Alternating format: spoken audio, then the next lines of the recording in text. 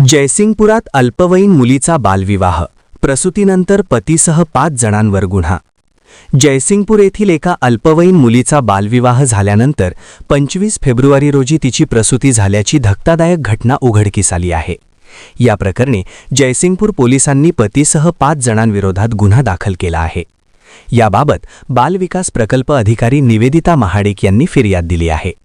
त्यानुसार मुलीची आई साराबी हाजी मलंग शेख, भाऊ समीर हाजी मलंग शेख, राहणार 6वी गल्ली जयसिंगपूर, तसेच पती असलम छप्परबंद, सासू शकीरा छप्परबंद आणि दीर आशफाक छप्परबंद तिघे राहणार येरवाडा पुणे यांच्या विरोधात गुन्हा दाखल करण्यात आला आहे।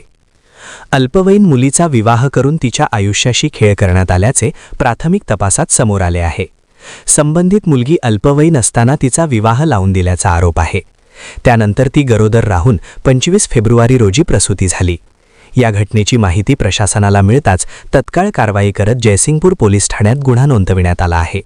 या प्रकरणाचा अधिक तपास पोलीस उपनिरीक्षक उर्मिला खोत करीत आहेत। चॅनलला सबस्क्राइब करा आणि परिसरातील ताज्या घडामोडी सर्वात आधी बघण्यासाठी बेल आयकॉन